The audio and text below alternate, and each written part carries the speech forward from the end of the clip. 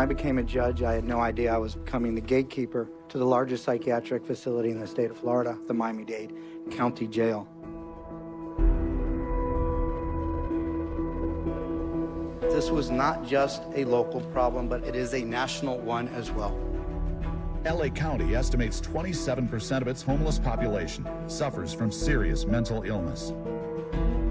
Neighbors say the man shot by police has struggled with mental illness. They looked at these folks as criminals, and that the best way to handle it was to get them off the street and just lock them up. Our jails have become the largest public psychiatric institutions in the country. They don't have the mental health staff and resources to provide treatment. We were spending $80 million a year to warehouse people in the conditions that you wouldn't let your dog stay in. Water's not working. He's drinking sewer water. He's drinking toilet water out of the toilet. It's foolhardy what we do now, it's dangerous what we do now, and it's cruel because we're not affording people the opportunity for recovery. We know how to fix it. That's a question of political will, and it's a question of leadership. This is not a criminal justice problem. This is a community problem that requires a community solution.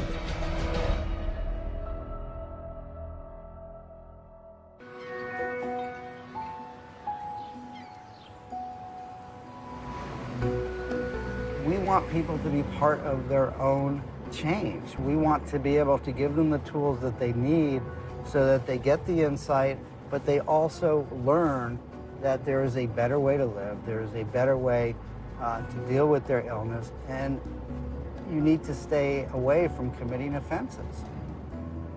In January 2000, Miami-Dade County Court Judge Stephen Leifman made one of the biggest mistakes of his career. He promised the parents of a man who had once been a practicing Harvard-educated psychiatrist, but was now homeless and appearing in his court for a minor offense, that he would get him help. The case was a window to how horrifying the existing system was. And the case involved somebody that had severe psychosis, but the court had absolutely no authority to get him into the system.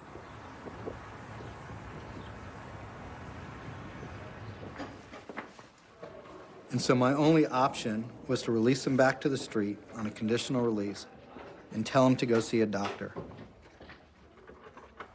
Not only was I unable to fulfill the promise I made to his parents, but I put him at risk, I put the community at risk, I probably put my job at risk, but I followed the law. 20 years later, Miami-Dade faces a crisis. Nearly 10% of its adult population suffers from serious mental illness. But Judge Leifman presides over a system of care for people with mental illness that he hopes could be a model for the rest of the country. All rise. Thank you, gentlemen.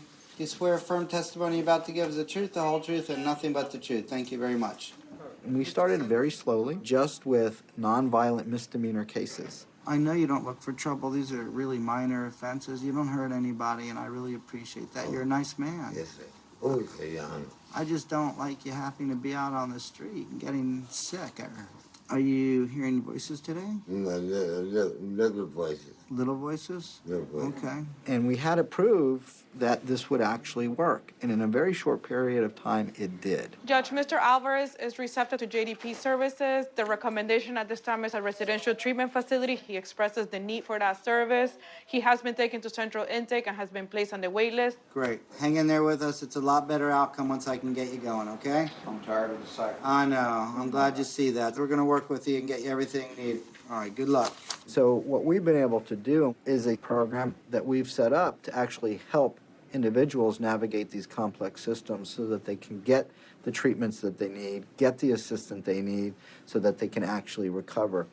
The program Leifman pioneered is officially titled the 11th Judicial Circuit Criminal Mental Health Project. But to the team of people who chart its course on a daily basis, it's known as JDP, short for the Jail Diversion Project. Okay, I wanted to talk about how many people we are enrolling in the project. There have been 80 people enrolled and 7 people are pending. So I'm going to assume that we're doing really pretty well towards our goal of 100. So I think we're on target. Morning, Judge. Alejandro Aristizal at the Jail Diversion Program. On Mr. Dolan's case, the state approved his participation in diversion. We did screen and assess him. He meets criteria. We would like to request, Your Honor, transfer the case to our mental health court and have them sign an Jail diversion helps people that are identified with serious mental illness when they're in jail to be released to the community with the treatments and services that are necessary to help them move towards recovery. That's what we do. Jail diversion is not your regular route through the system. Thank you, Judge. What the state attorney's office will do is come up with a diversion offer. Good, man. I'm going to be working with you for the next year. Okay, good. If you're going to put in your half and work with us, this is going to happen within 2 weeks, all right? It's good to meet you in person. All right, take care. If you participate in jail diversion and you are successful throughout these 12 months, we are going to dismiss your charges, and that's huge.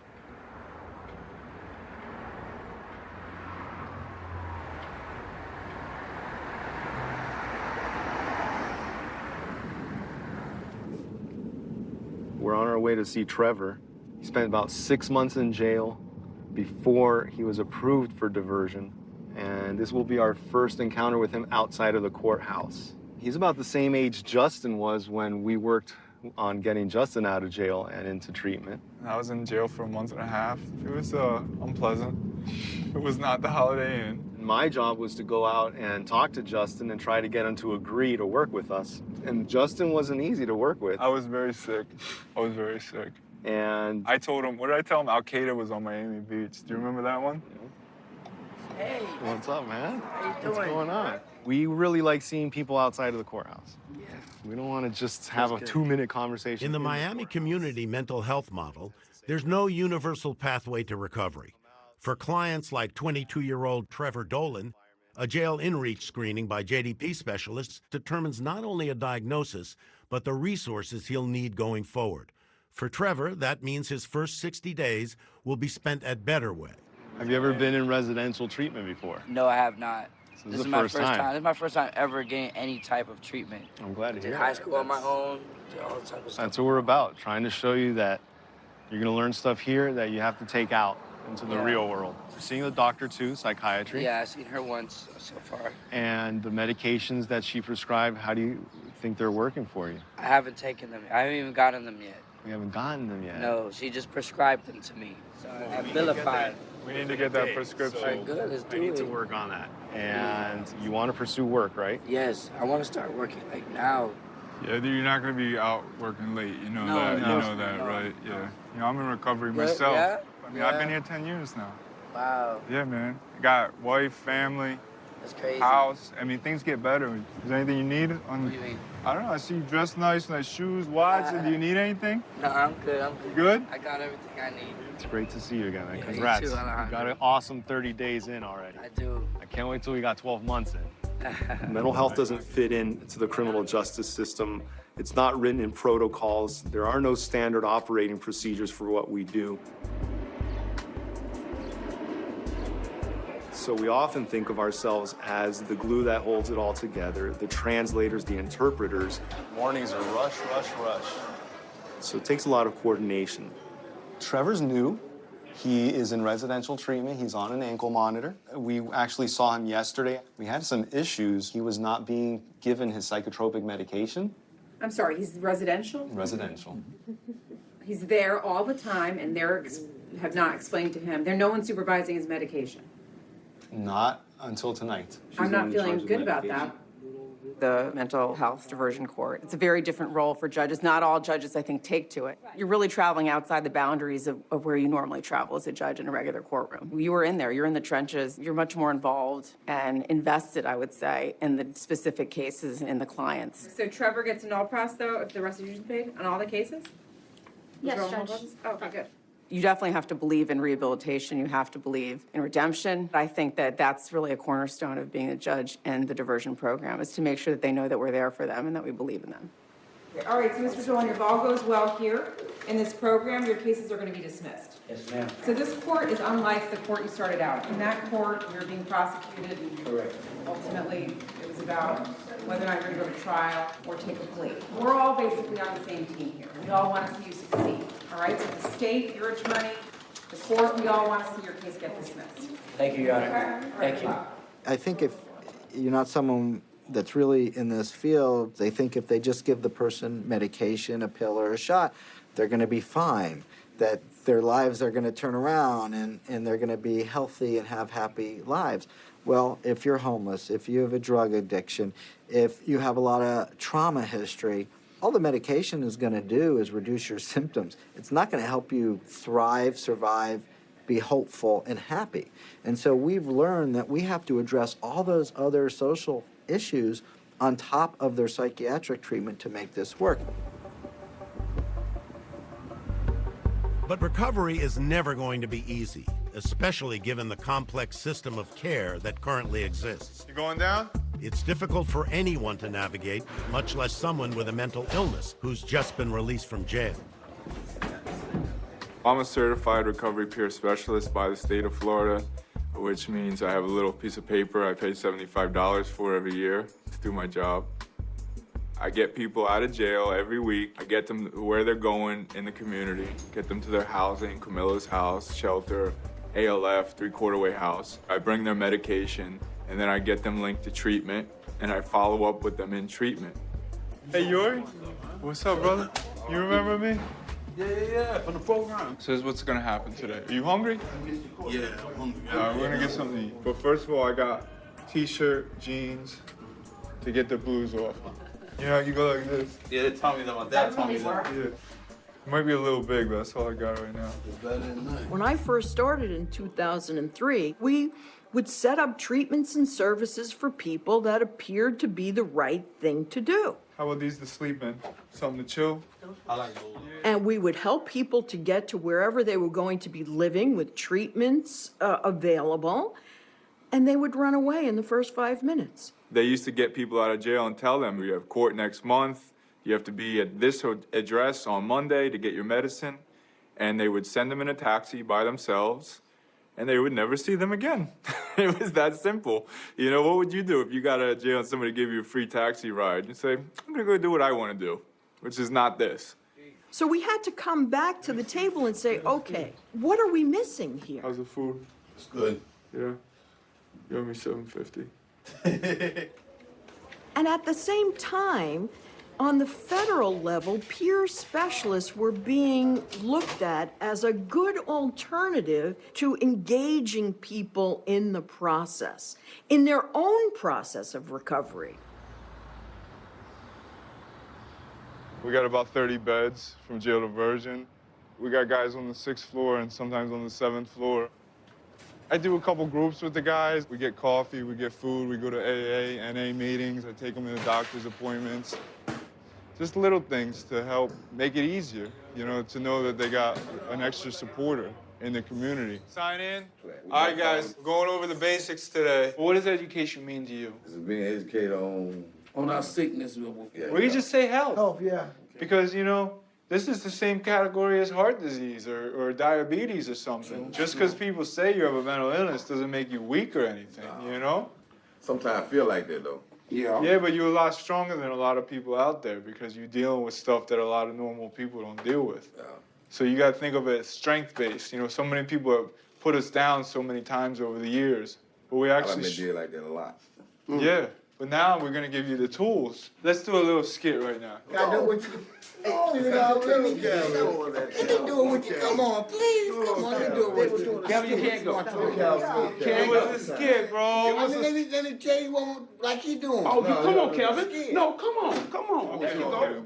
You gonna be serious? Okay, we're gonna do something else. We're gonna do something. Well, I'm gonna do something else. All right, you my friend. I'm the bad influence, okay? Wait. I'm gonna set the scene. You're gonna stand up for yourself. Okay. We're gonna be about 1 minute. Okay. And then we're gonna sit down. Okay. Okay. So I got these dumb kids. We're gonna go hustle them. So I need you to come with me to come talk to them so we can get money off them. You gonna come? I'll give you half. No, Justin. Why not? I'm not gonna do that. Why not? I thought you were my friend. I just got out of jail. You just got out of jail? Me too, man. I don't want to go back. And they might beat the heck out of us. even though we grow, we young, look at what we, you know, never know what they have on them, just. That's what these sneakers are for, man. You can run. I ain't that bad, just. The Miami model based on comprehensive community care is unique in the United States, but it is not a new idea. Hearings begin in the Senate this week on our bills to combat mental illness and mental retardation. Almost every American family at some stage will experience or has experienced a case of mental affliction, and we have to offer something more than crowded custodial care in our state institutions. The hospitals were horrific, and there was a lot of torture and human experimentation going on, and we started to become more aware of these horrors, and people started to put a stop to it. Our task is to prevent these conditions. Our next is to treat them more effectively and sympathetically in the patient's own community. President Kennedy, his last public signing was to create this national community mental health system, but not $1 got appropriated because of the escalation of the Vietnam War and his assassination. It just kind of got forgotten. The goal was to deinstitutionalize. So there were supposed to be community centers, health centers where families could go, where they could get their medication, they could do their treatment, and government and lawmakers just didn't give the money, the resources that was needed to do it. And so we close all the hospitals, we significantly cut back on federal housing, they go to sentencing guidelines to get tough on crime, they go to the war on drugs. You had a tripling of the number of people getting arrested since the 80s, and these folks just get swept up into it. And so we never deinstitutionalized, we transferred responsibilities from the really crappy, horrible, dangerous state hospital to the really crappy, dangerous, horrible jail. 11 years ago, I was on the 9th floor in the Dade County Jail. I'm laying in a pile of feces, vomit, and urine. I'm sick, I'm hearing voices, I'm seeing things. People are lined up like sardines on the floor. Bah, bah, bah, bah. And this guy comes with this white powder out of his socks. He's got real high socks, like Dr. J used to wear, you know, and he starts sprinkling this white powder. And on the same disgusting floor, people are doing lines of it off the floor. When I was arrested, I had medication with me. And I told them I need to go to the hospital. I take pills. And they were like, oh, we'll put you on the psych floor. I'm like, thank goodness. Some people that understand me. If I get up there, it's way worse, man. There was people screaming around the clock. And the abuse from the corrections officer. He beat a guy unconscious in the cell next to me. I just heard this guy screaming at 3 o'clock in the morning. You know, please God, no. Please God, stop. I'm sorry. I'm sorry. And this is his flesh just hitting the concrete until he just hit one last time and he went silent. I didn't sleep for 3 weeks. I was on the 9th floor. It just made my mental health worse. And, you know, my bond was only like $500. I had some money in my account, but I didn't know how to pay it. The people that stay in jail are the seriously mentally ill because they don't know how to navigate the system. You're either too poor, too ill, too sick to get out. What happens is you then have systems that are developed to process people in cases for crimes, not a system developed to assess and move people into treatment. So guess what happens? You end up spending your entire adult life recycling through this criminal justice system. I tell people it was the definition of insanity, where we kept doing the same thing again and again and expecting a different outcome.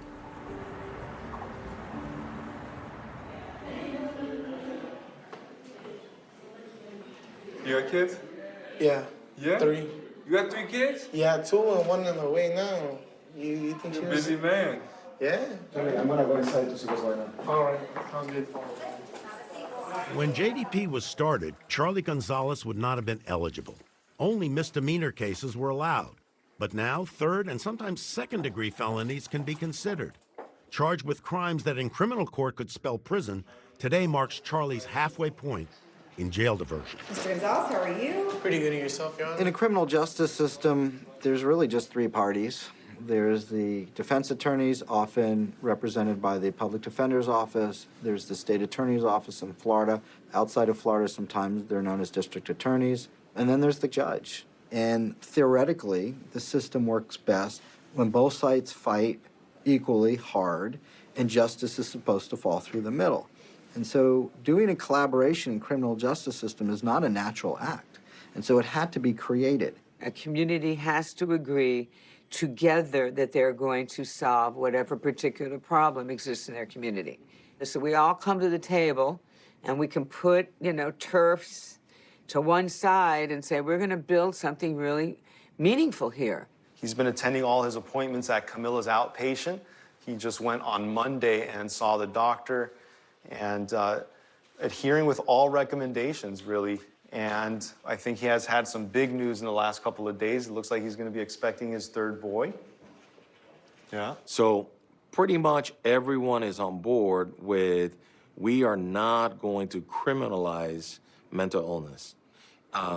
And that is a big shift. That's a big cultural shift in the community where people are actually seeing the mentally ill as being part of this community, not being those people. Today we're here with private counsel and the state to possibly motion for a release from the GPS ankle monitor.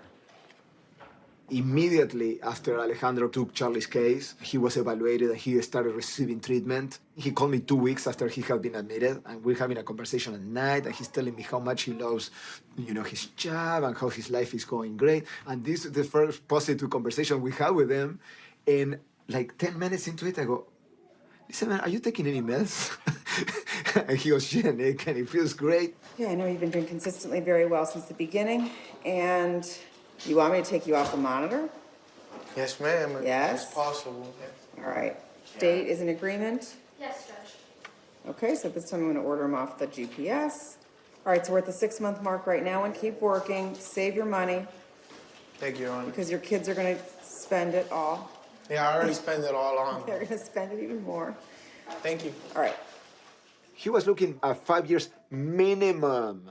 So we could have gone to trial, and the judge could have gone anywhere from 5 years to prison to life. All right, let's hear about it. He was not a real threat to society, but he could have very well become a threat to society. This is all they needed to do. They just needed to diagnose him, and they needed to give him the right medication in the right amount.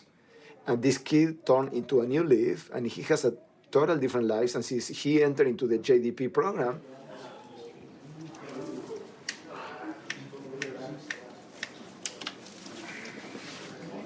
Oh, man, my ankle feels a little lighter.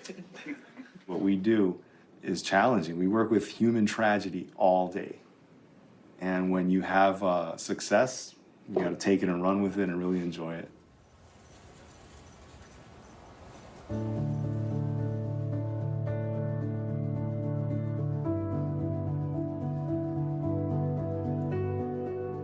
Oh wait, check this out. This is from Jersey. I've had this thing since I was probably 12 years old. We're not gonna say how it got here. I special ordered it. This is it, man. I got a couple of appreciations from the court. Got an award one year. Then in the Washington Post later that year, they did a whole story on me and then how things need to change and we need to change the system. Like, you shouldn't have to go to jail to get treatment. It doesn't really make sense.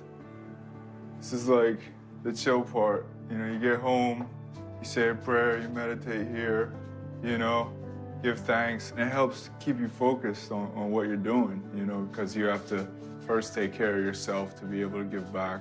And that's why this work is important, because, you get to give back and help other people. Recovery rates for people with mental illnesses are better than heart disease and diabetes. The earlier you catch it, like any illness, the better services you get someone, the better recovery rates you're going to get. They're just people, and they want to do everything that everybody else wants to do. They want to be happy, they want to be hopeful, they want to have dreams, and they can't get there without all these supports in place. And so part of it was identifying competent systems of care in the community, because some of it didn't even exist for people to get the services they needed to recover. The Dade Family Counseling Center opened its doors in 2003, shortly after JDP was launched. It serves as a hub for JDP clients whose needs range from administration of psychotropic drugs to guidance on how to organize your day. So you get up in the morning, take your medicine or you shower, whatever you do, you eat your breakfast, and then you come to Dade Family. So you start getting that because what that does, that makes your day do what? Better. And makes your day better. I was an instructor also in the military. And a military instructor is a person that can teach anything. When you develop that, you also have to develop a way of helping people. And that's why I like teaching classes, because I'm looking for that one person. That's all I'm looking for, that one person that gets it. And when that one person gets it, it's gonna spread around. He's ready to take over. Come on, Stephon, get your stuff. Ball is in your court. I'm gonna move my stuff out your way. Okay. Even as he nears completion of JDP, Stephon Berry comes to Dade Family regularly for group and individual therapy, as well as medication. It's a regimen he hopes can help him maintain work and find stability long after court supervision ends. I'm going to talk job related, because when I'm at work, I have to know the product knowledge at work. I have to know that, but I have mental illness that's going on within me. And I know for a fact that when it's time for me to go to work, I have to make these cells, so I have to make sure my area is clean, I recover everything. All that stuff is based on organizational skills. Now, I'm really happy that I shared that to y'all. Okay. Let me tell you guys. Stephon actually was one of the ones that was very interested in the help. He's had a lot of goods and bads. He's gotten work, he's been fired, then he's been laid off. We're gonna keep helping him with that structure and organization that he needs in order to avoid decompensation, because that's what we are most concerned about, Stephon, his symptoms. I try my best every day. That's all I can do. Trevor, he successfully completed 60 days at a better way. He's now living independently with a maintenance manager. He's engaging in work. He's trying to see if he's going to do deliveries with a wine company. Not sure if that's the best, but it is a job. It is employment, and it is legit. Also, what about those programs at Miami-Dade Community College for him? He fits into that category. He does. He's not expressing educational goals yet. I think that he wants to get solid in the community, but we should bring that up. Yeah. It's a great opportunity. As you all have heard me say, hope is the cornerstone of recovery, and it really would be helpful for a young guy like him to not only get through his court plea, but to think about what's next for him, what's my long-range plan. And that's what we can help him with. My new job, I started yesterday, did 8 hours. Put us behind schedule, Rich. I guess I did a good job because they asked me to come back here today. I just want to show the JDP people that they chose a great person for this. You kind of have like that angel like looking over your shoulder. So if you do have a thought of doing bad or doing something that's not really with the curriculum, you have these people to think about, you know, how would that make me look? How would that make them look? You know, I never really had that before. It was all about me. And I just want to impress everybody.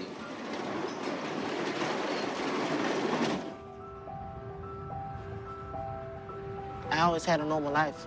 After I had this whole schizophrenia thing, it really drowned my mind. Like, everything was crazy. Like, I didn't know what was going on at the time. It's real psychological warfare.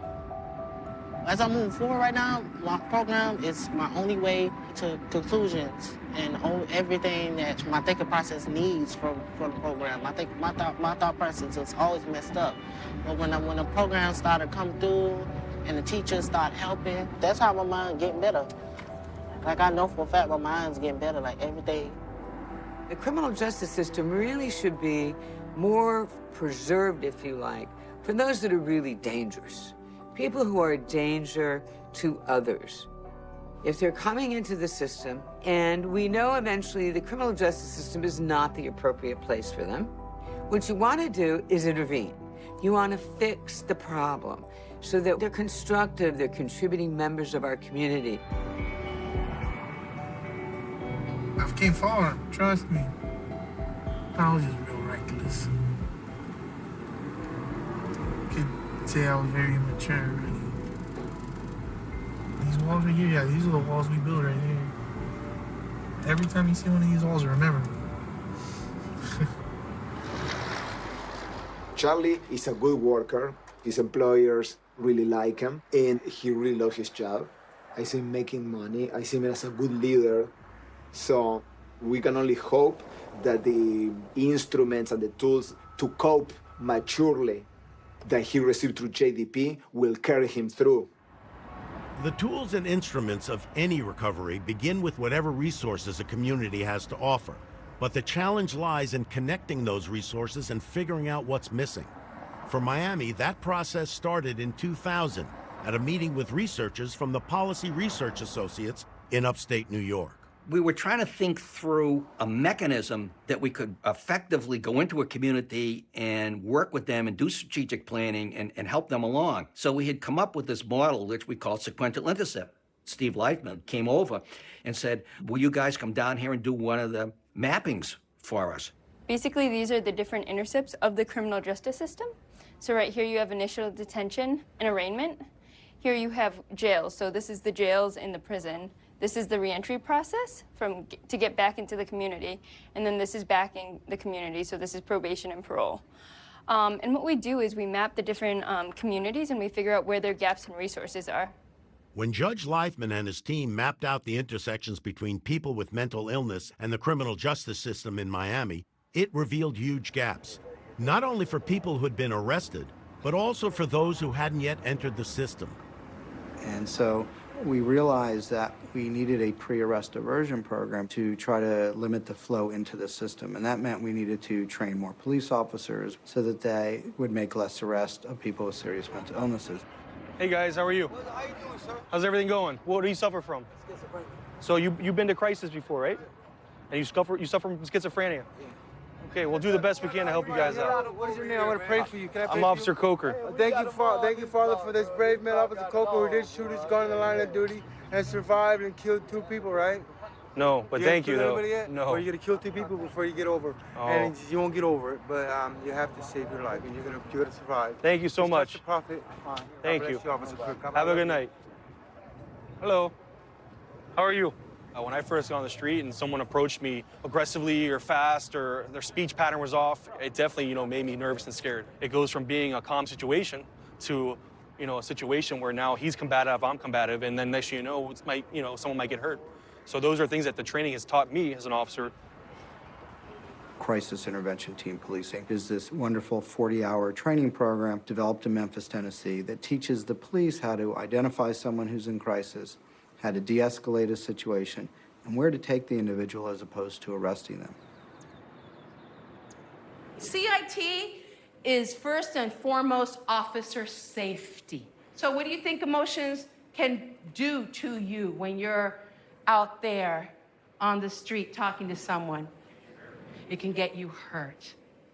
It's really no fault of law enforcement that they didn't have the tools, the resources, or the knowledge to divert to treatment. Someone's loitering and they're not responding to the officer's directions. You are non-compliant, you are uncooperative, and I'm arresting you. Let's go, buddy. You're going to jail. Can I have a volunteer come up? Thank you, thank you. Morning, how are you? I'm Officer Diaz. I'm so happy that you're here. Me too. Will you join me in singing the national anthem? Where? We're right here. Right now? Okay, no, please, take a step back. Just take a step back. Okay. Not a problem. Okay, what made you take a step back? Well, what CIT teaches the officer is to see more than just, the obvious potential crime. If I just asked you to take a step back, it did not compromise your officer safety, and you were able to just take a step back. You gotta compromise sometimes with these people, man. Exactly. I mean, it can't always be you. You're gonna escalate it sometimes. Exactly. Beautiful. Thank you. The first day I was here, I learned more in those 8 hours than I did in 9 years with the Highway Patrol. Not taking anything away from the patrol was great. It's just that us as law enforcement officers were made to wear so many hats, and now in today's society, they also wanted to wear a white lab coat, to try to diagnose these people. We can't do it. We're not medical professionals, but here it teaches us a little bit more to recognize some of these things that people are going through.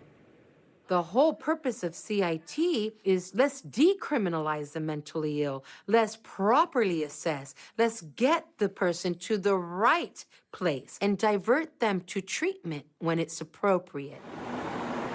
How long ago was it that you stopped taking your medication? A year? Let me go ahead and speak to the mom, okay? Help me. Okay. Something wrong with her. She need help. Okay, but remember, she also needs to be on that medication. She hasn't been taking it for over a year. She's 16 years old, Mom. You need to get that medication for her, okay? Yeah. Okay. When we started the project, there were approximately 118,000 arrests per year in Dade County overall. Now it's down to about 56,000. And so police injuries have almost stopped entirely. Injuries to people with mental illnesses have stopped. And police shootings went from almost 2 a month for people with serious mental illnesses in our community to maybe 5 or 6 in the last 8 to 10 years. What are you feeling right now? Cold. Just relax, okay? You're good. Judge Leifman and his team have spent nearly 2 decades implementing the jail diversion project. But on any given day in the U.S., there are still 400,000 people with serious mental illnesses behind bars, costing taxpayers more than $12 billion a year. Given this national crisis, Miami has become a model for other communities. Well, one of the things we really have to let them know is... This week we had a group of judges, the elected prosecutor, and providers from Cleveland come in. They're really working hard to try to replicate this. What's the most difficult part about your job? Putting out fires. Say I have like 10 good clients, and I would just love to hang out with them all day and eat empanadas and cannolis, right? You're doing great, we're doing great, let's pat each other on the back, you know?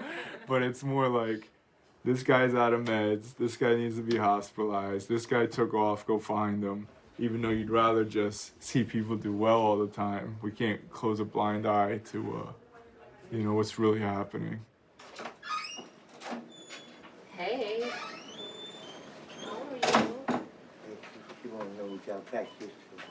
What happened? I got kept pregnant with him. I moved out here. No, you should have told me. You should have told the guy. Let me see if I got some food. We've made a lot of progress, but we still have not figured out yet how to deal with the most severely ill that keep recycling. You want a piece of cake? Yeah. This is a good cake, man. 97 people. Over a 5-year period, spent 27,000 days in the Miami-Dade County Jail and conservatively cost taxpayers $13.7 million, and we got absolutely nothing for it, nothing. It's taken us a long time to figure out what most of this population that is that sick need is to have all the essential elements of recovery in one place. Ironically, the site Judge Leifman has in mind for a first-of-its-kind jail diversion center is a former state mental health facility. We're going to remove the feel of it being a jail or an institution. For people with mental illnesses, we're going to take you to some horrible facility that's under-resourced and understaffed. It's going to look like crap. We're going to throw you on a bed and medicate you against your will. Who wants to go get treated? And so this facility, people are going to be happy to be here. They're going to understand it's really to help them get into recovery and not to punish them, torture them, but make them want to get better. In the absence of a one-stop shop, a patchwork system of care is a reality the JDP team must face on a daily basis. Don't forget to bring your prescription for Abilify. Who did I talk to about that? My counselor doesn't have it, so I have to go get a whole new prescription. I thought you had it. No, my counselor has it. I'm gonna have to keep a closer eye on you, man. I'm gonna have to assign a staff to really be on this because I'm just not getting really good information. So I'm gonna give you a shorter reset date. I'm gonna have you come back in 2 weeks and we're gonna work between you, Walter, or Justin and me. We're gonna try to make sure you're aware of all your appointments. Okay. All right? Okay, I'll see you in a little while. Okay, all right. Bye. Nobody is quarterbacking the team in the community. Nobody can tell you, the therapist, the case manager, the director, the court liaison, nobody in these agencies can tell you what's going on with the client. A little frustrated, sorry about that, but.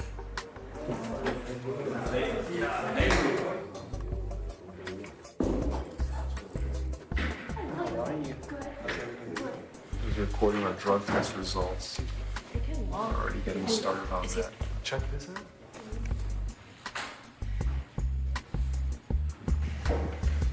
What's it say?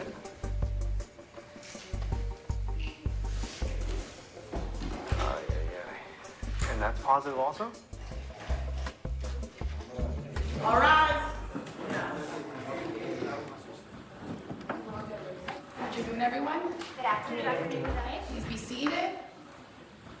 On page 64, Trevor Dolan.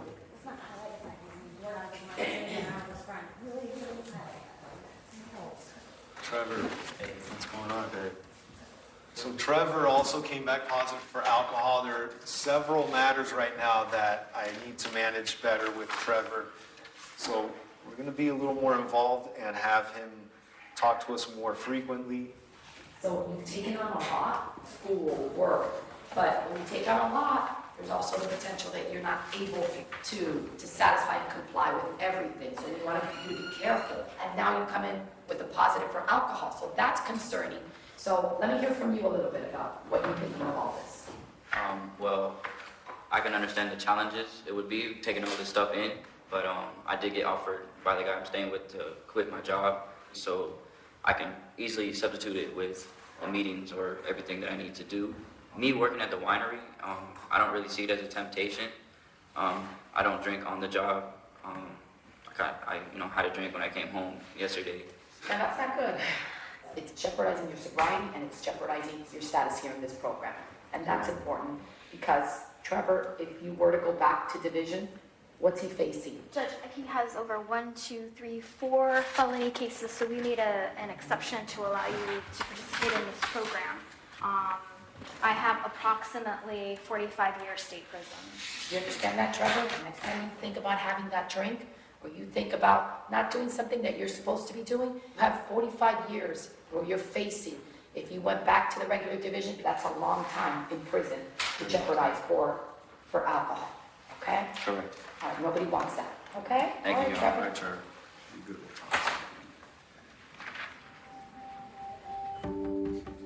The Jail Diversion Project processes nearly 600 felony and misdemeanor cases a year.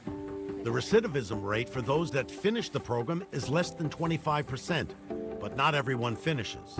See how you look picture perfect? And then all of a sudden, within a minute, everything could just collapse.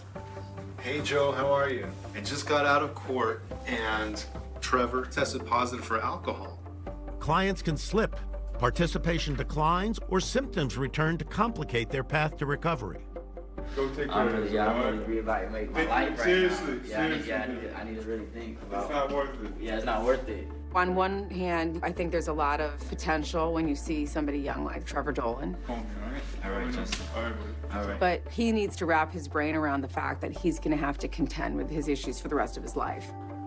Young kids can be very scary just because they're usually the toughest cases.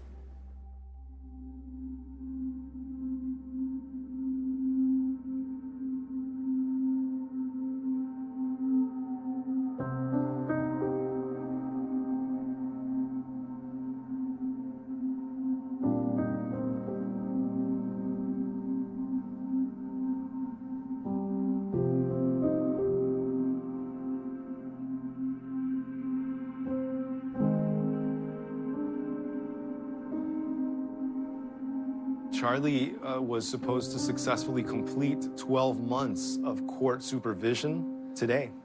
We were all going to be clapping. We were all going to be happy about him completing this portion in his life where the court oversees his treatment. And we learned some really difficult news. Unfortunately, Charlie was arrested on a new felony. The team and I have been, thinking about this. You're always trying to second guess, what could we have done? What could he have done? What could his family have done? But you have to be resilient. You have to be tolerant and understand that he came into the criminal justice system and the mental health care system for a reason. He needs help. Our doors are open to Charlie. If the state attorney's office allows us to work with Charlie, we definitely want to take them up on that.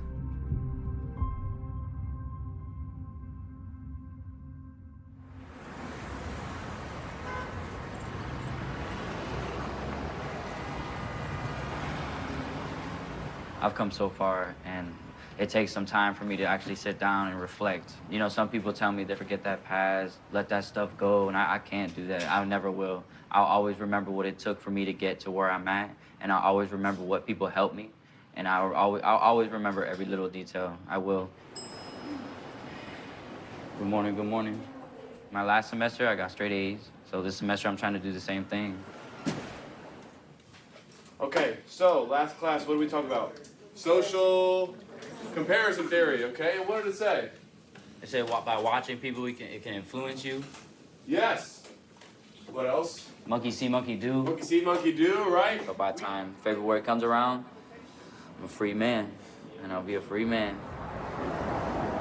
We was talking about stereotyping, stigmas, and how people make you feel concerning your mental illness. Who ever been discriminated by? I've been discriminated by. I have. My stigma. I have. You know. So because we have a mental disabled Well, mental illness. in our mind that makes us dumb. That makes us look like. That's what the stigma is. That's what they're trying to stigmatize you as. But what is in your recovery toolbox to help you deal with what you have? You go by not discriminating against others. By not saying anything about it. By being humble about how another person should feel. When I graduated, I felt better. I've been looking for my jobs. I've been looking for jobs lately. I always take my daily routines here to keep myself nourished. I come here. I get on the computer. I make sure I keep myself conquering who I am. I make sure I love what I do. I love what I make in life. My light bulb just stay up there. I keep my light bulb up. With the jail diversion project in its 19th year, Judge Leifman has decided now is the time to try and expand JDP across the state. I'm not aware of any legislation like this in the United States. And so I'm hopeful if we get it done, this will not only be great for Florida, but it'll also be great for the country as a model. And the other priority is the building. There's still a few minor details that we're working out with the county and city. They're very, very close to getting those resolved. So it is possible within the next 5 weeks, we'll actually have a shovel in the ground, and we're really hopeful on that.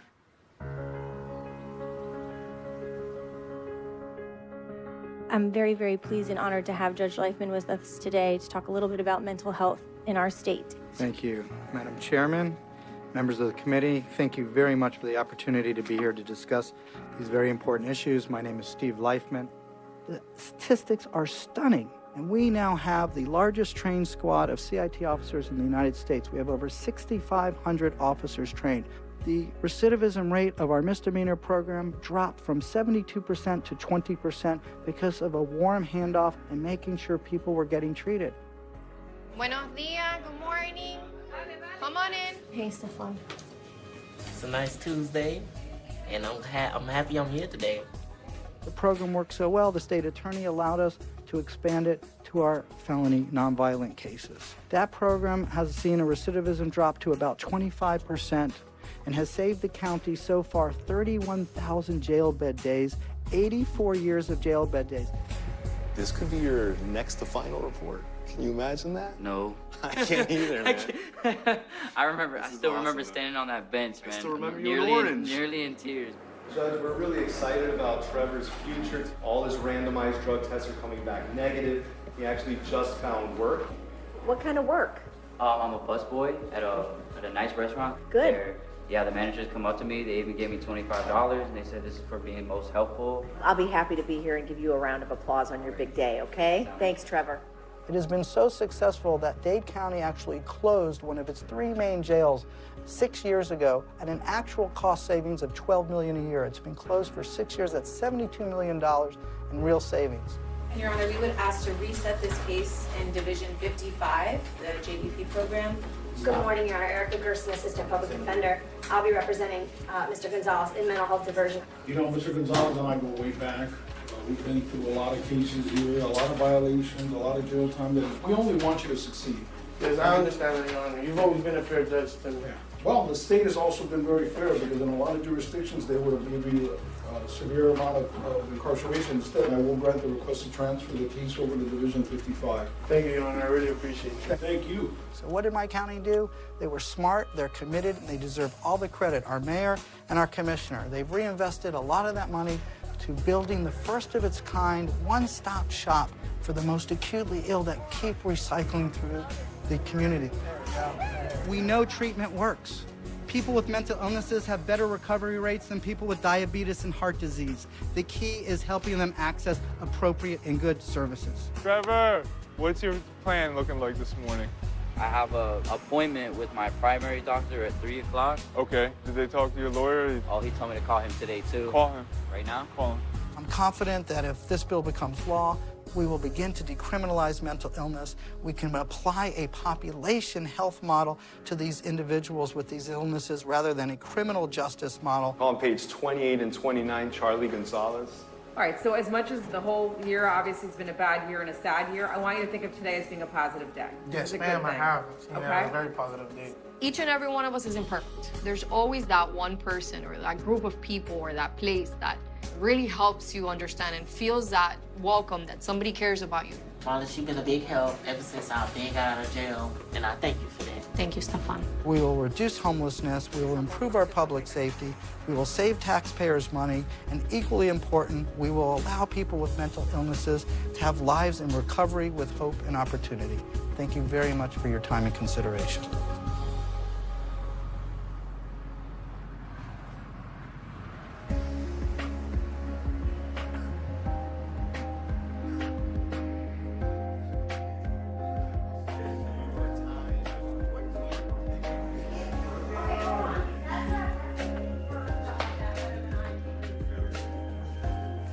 Judge, if we could call, please, on page 26 and 34, Trevor Dolan. All right. Hi, Trevor. Hello, Your Honor. How are you? How are you? Happy Valentine's Day. Happy Valentine's Day. Good afternoon, everyone. Judge, it's a pleasure to report that Trevor's been engaged in treatment and mental health substance use disorder services for 12 months now. He's active in recovery. He's been testing negative for all illicit drugs for over 8 months now. He's engaged in all treatment services, but in addition to that, he's maintaining full-time employment. He's going to school. We're really happy with the progress he's made throughout the 12 months. I think his lawyer has seen amazing progress, his family. We're really happy to advocate today or to inform the court that he's done excellent in these last 12 months. And today should be his final report. Excellent. Let me hear from the state.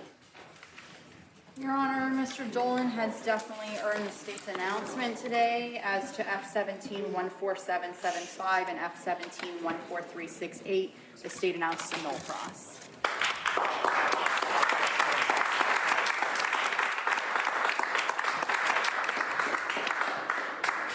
Trevor, we just have a small certificate here, but we're so proud of you. Can I give you a hug? Yeah, I would okay. like one. Oh, that's awesome. You did a great job. You're a Thank you. star. Thank you really you. are.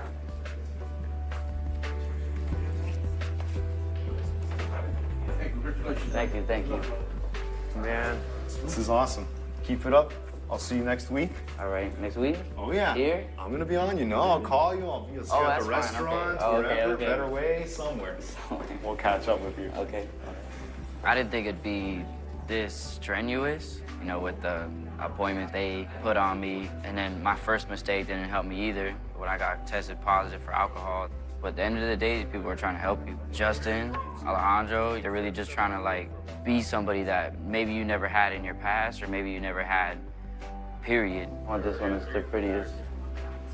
Not everybody that graduates gets a cupcake. We just happen to have cupcakes. Oh. It's not like a thing we have planned. We planned it. Congrats, Joe. It was good. Miami-Dade County Mental Health Court and the Circuit Court of the State of Florida, 11th Judicial Circuit, certificate of completion awarded to Trevor Dolan. That's me.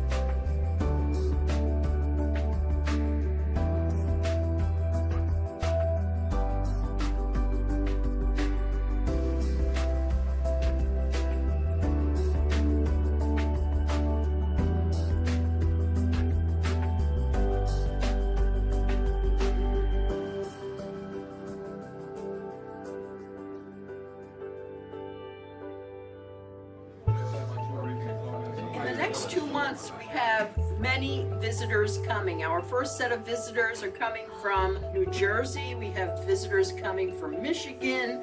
We have visitors coming from somewhere else I can't even remember. So we should be proud. And you know what? We know what our challenges are, but that's only working towards systems improvement, right? We just want to get better and better.